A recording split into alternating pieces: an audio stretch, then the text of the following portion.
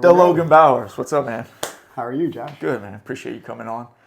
So yeah, we have a quicker episode today, but I just wanted to get right into it. So tell the people that, some people may know you already, Yep. but for people that don't know you, maybe give an elevator pitch of who you are and then what you're up to now.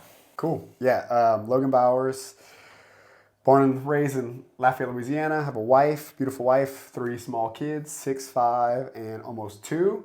So right in the thick of parenting right now. Background is college dropout, 8 years in the oil field, and got into real estate in 2016. So started flipping some houses and doing the real estate thing. Got my real estate license as an agent in 2017 and slowly built up a small portfolio of rental properties, mostly single families. Those kind of were doing okay. We ended up selling a bunch of those off. I had a partner in that we ended up splitting up, very cordial and kind of mutual. And I bought a couple of those properties from there. But in that time of, the last 6 or 7 years, I spent a lot of time selling houses as an agent. So I made a lot of money doing that, built a lot of skill set, but didn't focus on investing. And then here, probably about 2 years ago, I really got focused on investing again. We went from, a couple dozen doors down to 3 at 3 rental properties, right? And now today I'm closing on number 140. So some bigger deals, multifamily deals that took up a lot of that, some single families in there. But I've done pretty much a lot of the different asset classes as far as rental properties go. I wouldn't consider myself a class specialist. Like some people are like, I only do mobile home parks, or I only do apartments, I only do single families, only do small multifamily. Like I just love doing deals and I love doing real estate. And so now I'm kind of in a season where I am helping other people come along and buy their first, second, third rental property to get them in the game. And so that's what I really enjoy doing, is teaching, putting out content to help people become investors. Yeah, I've noticed that. Like even with me, you're helping me. Yeah. I'm in your mentorship and Yep. one of your students and growing a lot. I'm actually in the middle of a deal right now because of all of your help. So what did that come from? Like how did you get into like really wanting to help people start? Because obviously you've done a lot of deals yourself. What got you started, like helping others to get started? So I've always done it, even from the beginning. People started reaching out to us really early on. So if you're watching this and you're like, man, I don't feel like I have anything to give. If you're literally just got started, if you've done 1 or 2 deals, there's somebody that thinks you're already an expert. Or maybe you're not in real estate. Maybe you're in ministry and you just got in. It's like your first week on the job. People already think you're more spiritual than them, right? Or maybe you just got hired on and you're a nurse and you're like, oh my God, I don't know what to do with these patients. Everyone sees you as an expert most of the time way before you see yourself as an expert. So people were reaching out to me and I would just naturally help them because I always enjoyed teaching and educating. Primary, I would say this is like probably the number one thing that has helped me become successful is I just enjoy learning. So I'm always learning something new.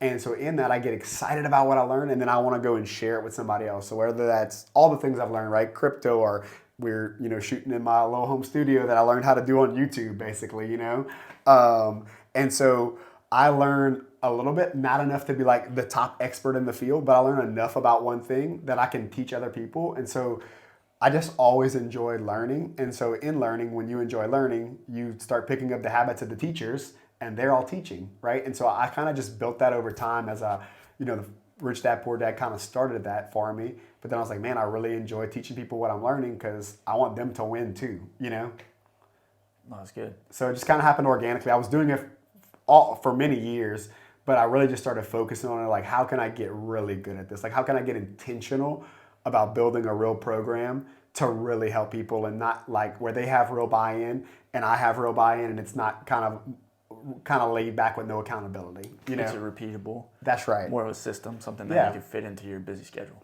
Yeah, and it gets still a get higher level of success for the students too, right? Yeah. The more structure it is, the more buy-in that they have, the more success they have, which is the outcome. That's right? Because if it's just a text every now and then, like, hey, how you doing? It's not going to go as far as like weekly calls, in-person 2-day meetup. That's right. All these things that you're doing. Yeah, so, no, very good. And you can tell you're passionate about it because that's one thing I want to acknowledge you for is that Dude, even with me, there's been lots of opportunities that you could benefit more from helping me and you don't. You just like, it's rare to see somebody that is really honest and intentional about wanting to see other people win and not wanting to get anything from it. Yeah. I haven't met too many people that really truly want to see you win and they have no hidden agenda. Well, this is a kingdom principle, right? Like this is like it says that you will reap what you sow, right? So I know that I am sowing in one field. I might not reap from that field, but I know that it's going to come back somewhere, whether that be something good that happens in my marriage or something that great that happens with my kids. Like in the world and in culture today, it's always like, well, you do this and I'll do this. And it's always a tit for tat. And like, that's not the way that I've seen modeled for people that are really successful. They give and give and give, and they are not attached to where it comes back. So I've just kind of modeled what I've seen work, and what the Bible kind of lays out for us is like, hey, if you give and you provide value, yeah, you might not get dollars in that moment, right? Or you might not need to get dollars in that moment. It's gonna come back some other way, right? Like it will come back to you in some way because it's just a kingdom principle. And the cool thing that we have as believers is that the Bible actually says, like, I used to say this is wrong though, that you can only reap what you sow. That's not true for believers, because it says that we will reap in fields that we haven't sowed in. That's true. Right?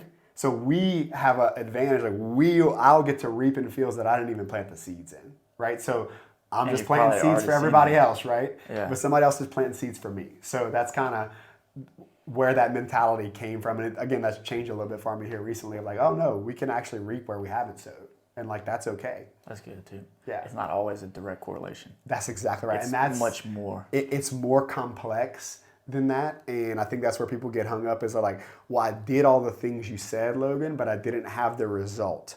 Right? And sometimes the result is direct, but sometimes the result is indirect. There were things that I did, especially early on in my journey, Josh, like I thought I was just absolutely failing because the thing that I perceived that I was getting out of it wasn't happening. But God was working in a whole bunch of other things in my life, and he was refining some skill set, or he was teaching me lessons that would pay me dividends down the road that didn't show up in that moment, you know? So it's all about perspective. Like we're either winning or we're learning, right? Like we never lose. We only lose if we don't learn. No, yeah, that's very true. I've seen that too. If you take that mindset, it's like it translates to everything. 100%.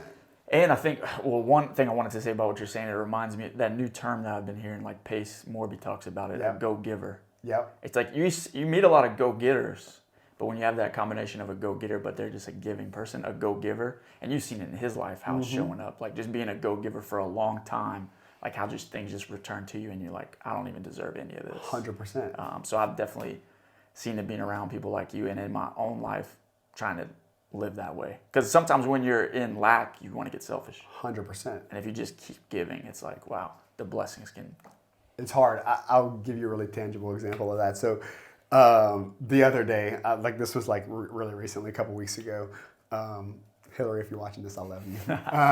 But I was feeling some insecurity about, me and Hillary had a conversation, and I was kind of uneasy about it. I was feeling some insecurity in our relationship, right? Of like, I was like, are we on the same page? Are we not? Or like, you know, like I just wasn't sure, but like, I just got this like snap of like, serve her. And I was like, okay. So like, I literally spent my day and like, I was very intentional about looking for opportunities to serve her.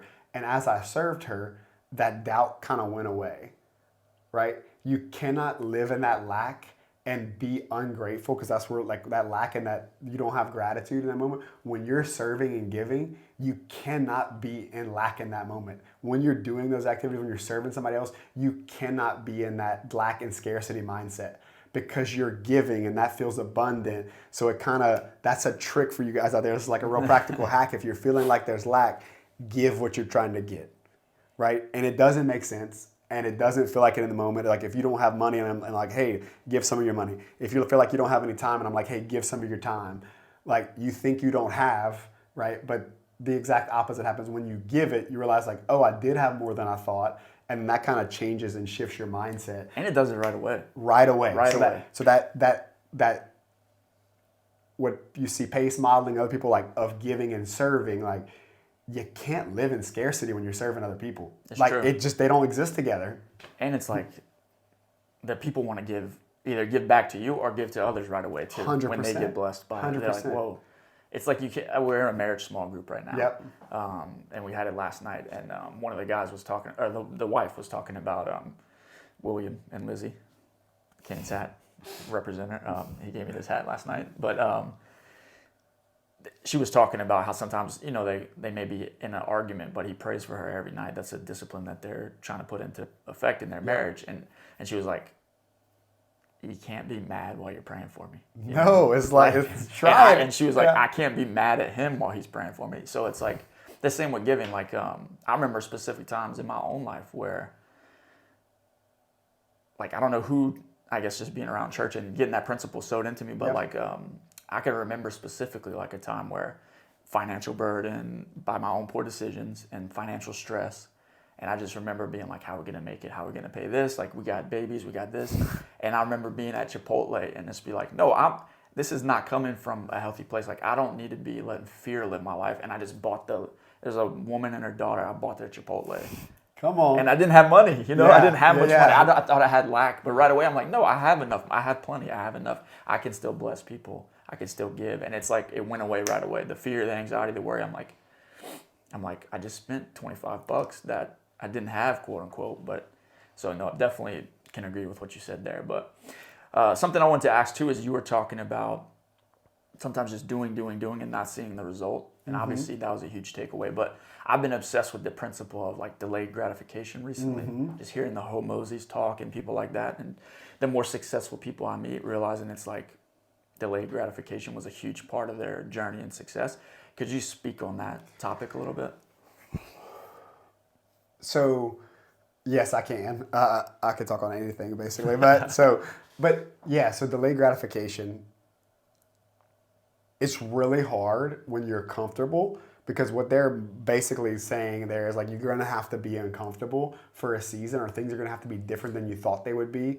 And most of the time, it's just a perception in our mind of like what we thought we should be, or this is the biggest thing is like, I should be further along than I am right now. And we all have these timelines and these timetables that we've placed on our lives of like the things we should achieve or the things we should have or how mature we should be or how many dollars in our bank account, that like, they're just arbitrary. They mean nothing. No one else knows about those things that you have. No one else cares. No one else is judging you based off those things. You're set your own milestones, and you're judging yourself based on those milestones you set for yourself. And you put this undue pressure on yourself to perform at a certain level. And when you don't, is when it's really hard to delay gratification. Okay, so when you don't when you have all those parameters set and you're measuring yourself based on what you thought it should be like or what you think the result should be or where you thought you should be in your life, then you have this extra pressure. And how do we relieve that pressure and stress? We just YOLO. We're like, well, I'm not hitting my goals anyway, so I'm just gonna make this poor decision, right? I'm not doing I didn't diet, right? Let's talk about fitness. Like, well, I didn't follow my meal plan 100% this week, so because I ate out on Friday night, so I'm just gonna binge eat from Saturday, Sunday until Monday morning. I'm gonna start again. 2 pies, right? Ice cream. Because we had this expectation that we were gonna be perfect, and we weren't. So then we throw the baby out with the bathwater. That's what people do a lot of times. I see, and that's why they feel like, man, this is so hard to delay the gratification because the measuring stick they're using is unrealistic. Versus if they focus on the small wins that they're having in the day, it's easier to say, I'm not gonna buy this thing. I'm gonna do the thing that supports my long-term goal and not what feels good right now because I have this other win. We can't go with all losses. We can't go with all restriction. Like, you can't remove something out of your life that's either giving you an emotional high, dopamine hit, gratification. Like, you can't just remove something that is not getting you to your long-term goals without replacing it with something else. And for me, like, you have to replace that with gratitude or what is happening positive right now. So for example, if you're like, man, I'm not getting any leads. Like I'm calling all these leads. I'm getting all these leads. I'm not doing any deals. I can't get a deal to fall. They're like, what's the secret? And like most people will give up in that moment and they'll watch Netflix or whatever instead of doing what they know they're supposed to do, scroll on their phone on Facebook. And they're like, man, I just can't get past. I need more motivation. When the reality is they need to be They need to focus on what I have found works for me is if I focus on what did I get instead of what am I giving away, right? Like What do you mean by food example, I don't have to give up fast food. I get to eat food that fuels my body properly, right? I didn't not get a deal today. I learned 10 ways not to say things to sellers. I didn't not hit my goal. I learned that I need to do some different activities if I want to hit my goal faster. I didn't realize it's a choice. Like the fast food example. It's all a choice about your perception. I get to eat food that fuels my body. I can still eat the fast food. It's not that I can't do it. That's right. I'm choosing to make the right choice in this moment. That's correct. Build better habits. That's correct. So it's when you change that frame to like, I get to do this thing, or what did I gain? Like I called 100 sellers today and I didn't set any appointments. Was like, man, but like how much better did you get at your script today? Like what did you gain from this experience versus what you lost? And this is something that, the BOLD program at Keller Williams teaches is that there's twice as many negative words in the English dictionary as there are positive words. So we're naturally wired in our environment to go towards negativity. So focusing on the wins and the positive is a habit that most people do that will allow you to delay gratification. Because again, you can't have loss and negative all the time. You can't be just like, I'm gonna delay gratification forever. I'm never gonna have any wins. I'm just gonna white knuckle this thing for years until I'm a billionaire. Like that's not how it works. No one has that level of self-control or discipline. Like they don't. Like Alex Hormozy doesn't. These guys, they don't. Do they have more discipline than the average person? Yes, but only because their perspective is different. Because they think they're winning when it looks like they're losing. Yeah. No, I've seen a huge shift in me. And it's true. And usually, two things. One, that shift just totally changes your mindset. Like in my own life, even with a little workout challenge I'm doing right now. It's like I would fall a lot of times because I was focused on, it's about to be summer. Like I want to get shredded up, or hey, I want to, but like just focusing back on, when you combine like delayed gratification and with the book Atomic Habits. Yep. It's like a game changer. Yeah, here's a real practical thing. Whatever you set your goals for, like whatever you say, hey, I want to do this thing by this thing, whatever you have in your mind, double the time horizon. Double the time horizon, but still act like you're going to do it in half the time. But double the time horizon for when you expect to accomplish it. Just changing that expectation will change how you perceive each event that happens, right? And that will gain some momentum. And if you just, this is again, like a little hack. It's like, Nate Moore, if you're watching this, I love you. Nate was instrumental to me as I was growing as a business owner. And these are one of the things when I would get trapped in all these negative emotions, because it's hard starting a business, y'all. Like, let's be honest, like it's hard. It's difficult to start any business, any new thing. This is a little tangent. I'm gonna get back to this story in 1 second, but you are not going to be good when you start. Okay, if you start something new, why would you have the expectation that you're going to be mostly anything? Anything. Why would you have the expectation that you're going to be as good as somebody that's been doing it for any period of time? Like you are going to suck. That's okay. You should suck. You've never done it before. Everybody did. For you to have an expectation that you would be anything other than terrible is just unrealistic. But how many times do we get into something and we want to be perfect at it, or we don't want to make any mistakes, or when we've never done it before? It's like that's an unrealistic. That's a great example of like how you can, not stay disciplined, how you can not delay gratification when you have those unrealistic expectations. Or you're staring at somebody that has 140 doors and you have none, and you're like, well, I'm never gonna do that. Yeah. It's like, well, yeah, he went through years of it. 7 years, tens of thousands of dollars of investment in myself, hundreds of hours of podcasts and books. Like, there's a lot of seed sown for that result. And you started right? with zero too. Zero. And you were probably terrible at the beginning too. Terrible. Your first call to a seller or a lead was probably... I was scared out of my mind, right? So now I'll call anybody, anytime, right? But anyways, what Nate taught me was in the morning, wake up and write 3 things you're grateful for. And like, that's a way to start your day off on the right foot of like, what's the 3 things I'm grateful for, and what was a win that I had yesterday? So now it's making you think about, when you thought yesterday was a disaster, you have to write down what a win was, right? So then that gets you in that mind frame of, these are the things that I'm grateful for. Wow, this is awesome. And I did have a win yesterday, and this is what it was. And then if you do that, it's the small actions, right? You do that every single day over the course of time, you now automatically think that way. You automatically think about your wins and not your losses, right? Because we spend way too much time on our losses and not enough on our wins. But that's like a really practical way. If you're looking for something practical and you're watching this, like just write it down every morning. 3 wins. I mean, 3 things you're grateful for, 1 win from the day before. And you'd be surprised how much it can change your whole life. Yeah. And people close to you. Yeah. Like even Katie was like my wife, Katie. I sell real estate as well, and say like a real world example is like, I've been talking to a certain person, thinking they were going to work with me or whatever, and they choose to go a different route, and I feel kind of upset or whatever. If I'm down about it, Katie even picks up on it now, and she'll remind me. She's like, "Yeah, they told you no, Josh, but that's getting you closer to the yes." 100%. So it's like just reframing everything. 100%. Something that could be negative, it's like, yeah, but the positive is coming because of that negative.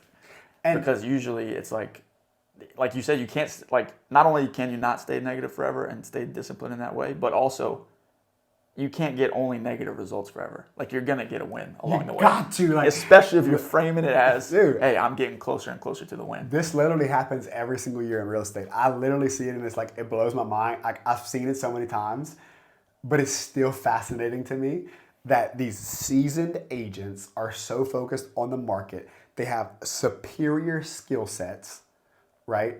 And they get outperformed by a rookie that knows nothing, and they come in and the ignorance is bliss, right? They come in they're not focused and on they the just negative. do whatever their mentor tells them, the ones that listen, and they just go and sell a bunch of houses. And these agents that are way more experienced, way more network, way more past clients could easily sell more houses than them from a skill set. They don't, because their mindset is wrong. Even in real estate investing. In every area. If you focus right now on, like, you see them online, the investors that are doing apartments and all these things, and they're so focused on bad debt and interest rates, and then people like you and Pace are just coming in and just smashing a bunch of subject to deals because you're open-minded and willing to say, hey, it's not like you said the other day, it's not a bad market. It's like, what is the best opportunity right now that I could focus on? Yeah, the market is what the market is. We can't change that. So there's not a good market or a bad market. There's just different market conditions. I was that person, guys. Like, I sat around for a year. It was the longest, last December 2022, I had a realization that I hadn't bought a rental property or any property in 12 months. And I had not gone 12 months since 2016 without buying a property.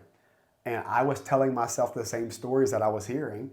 And I wasn't out there looking for opportunity. I was sitting back and being lazy and saying, well, there's no good deals, or the numbers don't work, or the interest rates are too high, because I was trying to use tactics for an old season in a new market. And you were telling yourself, there's no good deals, instead of saying, hey, what deals are out there right now? How can I find good deals? Yeah. How can I make deals good, right? I was asking myself the wrong questions, so I was getting the wrong answers, right? I shifted that, and I've literally bought 3 houses this week. I bought one on Wednesday, Thursday, and today on Friday. I bought 3 houses in this week. In a quote-unquote worse market than that 12 months you took off. 100%. And instead of buying 0 in 12 months, you're buying 3 in 1 week. That's right. Perspective shift. That's correct. And just continuously asking yourself questions and putting people around you to keep you accountable too. 100%. Like, you are the teacher, but also you teaching the people probably gives you a new drive. Yeah. And I'm not out there doing this on my own, right? Like, I have a whole community. And I have people in my life that are like, hey, like, this is an opportunity. Why are you not doing this? Hey, like, I have people that are still speaking to my life and guide me in these seasons. So, you know, like, I am not without being coached. I'll pay for several coaches all the time, pretty much, you know? So, like, because I understand the value of, like, I can't coach myself, right? Like, I can only do so much on my own. I need somebody to be outside of my circumstances that's farther along the path. I can look back and say, hey, watch out for that pothole, you know? Like, I've driven down this road before. That's right. I don't have to drive down the road without any GPS. Like, I have other people that are my GPS, right? And I'm behind me saying, hey, I just drove through this pothole. Like, watch out for it. Don't for other people. In this mud right here. Yeah, it's a two-way street, you know? What time we got right now? 10:21. And we got to be done, what, 9 minutes? Yep. Okay. So, 9 minutes away from the ending. But I will say, this is episode 1 with Logan Bowers, because the Logan Bowers, should I say, he will be back in probably a few weeks. Another episode, a little bit longer, diving more into his story. So if you're enjoying this content, kind of a condensed version, come back and get more of his full story, where we can dive a little deeper in a few weeks. So subscribe to the podcast. Shameless plug. Yes, subscribe. Shameless plug. So one thing, well, we're short on time. I had a bunch more questions I wanted to ask you. and go like more into detail and stuff. But let's say this. One, I do want to acknowledge you again. Thank you for coming on. Absolutely. Episode 1 of Choose to Climb. So thank you for that. Thank you for everything you're doing in my life. And you've been a friend for years, and like I said, a giver in every situation, whether I was in business, fitness, ministry, real estate. You've always had an open hand to help, and never with trying to open hand to receive anything back. You've always just gave honest advice, and you're one of the few people in my life that I know I could turn to and trust in any circuit, like whether it's marriage, business, all that. So it goes much beyond the business side. So I really want to thank you and acknowledge you for that. I appreciate that. And I've seen you give to a lot of other people too. So I just want to acknowledge you for that real quick. Also, I want to say the Logan Bowers, if people want to find out more about you and see maybe some more of your content, where can they go to check you out? Yeah, absolutely. So at the Logan Bowers on Instagram, just Logan Bowers on Facebook, and Logan Bowers on YouTube. So that, well, I'm like right on the edge. I'm finishing up the last videos, but YouTube channel is about to be live where I break down a lot of these deals and show you kind of the numbers of the real estate deals that I'm doing in today's market, and also some of the deals I've done in the past, and you know how those things went well, and some of them how they burned down. So be looking out for YouTube. Also, every Monday night we do a live Q&A on Zoom. We also stream it to Facebook though. So if you go and follow me on Facebook, you can you'll see when I go live on Mondays at 8 p.m. and I just answer any investing questions. So those are some great places to get connected with me. Definitely. Yeah, definitely check out his social media content. A lot of real estate stuff, but also, as you can hear, biblical principles factored in, life lessons, just that very, very good teacher, coach, mindset, belief systems, focused on real estate, but you get so much more. So definitely go check him out, give him a follow, and a subscribe. Even if you see no content on his YouTube channel, still hit the subscribe because it's all coming soon. Yeah, I'm pushing him to post those videos even sooner than he's ready for. But yeah, the content is coming soon. So, okay, yeah, so definitely follow him. To wrap up this podcast, I believe so. I'm finalizing the name today. Will be called Choose to Climb. So kind of like I told you a little bit about the principle before. Either like even if you're already doing well, or if you're in the bottom, if you feel like you're in a hole or in a rut, just making the choice to climb, because it is a choice, like to climb out of it, to continue to push yourself and challenge yourself. That's kind of the premise behind this podcast. So based on that belief system and related to your own life, what would you say to kind of wrap up the podcast at? What would you speak about on that? So this is like very like integral to the name and what you're conveying in it is like, there is no top of the mountain. Like there's no top of the mountain. Like you always have a choice to grow and climb and get better. And it's always a choice.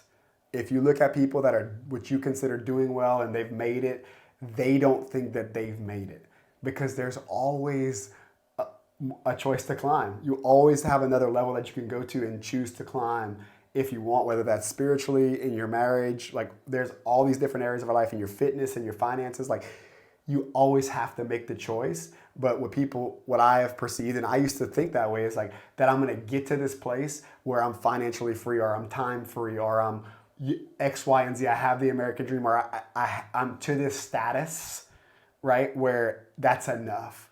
And the truth is, as long as you're alive, God has a purpose for your life, and He's going to be trying to grow you in some area. That might not be financially, right? That might not be spiritually. That might not be in your fitness. Those things might not all be happening at the same time, but as long as you're alive and breathing, there's no top of the mountain. And growing takes intentionality. And if you want to continue to grow, because like, let's look at nature, like the trees don't have a choice. All they know how to do is grow. Every chance they get, they're growing. They only don't grow when the environment doesn't support it. But if it's their choice, they're trying to grow, because that's how God wired us and designed us. So like we are designed to make the climb, but we unlike the trees, have a choice whether we're going to grow or not. But as long as we're still here, we should be choosing to climb and choosing to grow. And there's no top of the mountain where you just made it and you don't have to grow anymore, right? So there's no final destination. So like enjoy the process and learn to be fulfilled in the growth and not the fruit of the growth. Couldn't have said it any better, man. The Logan Bowers. Thank you, man. Absolutely. Appreciate it.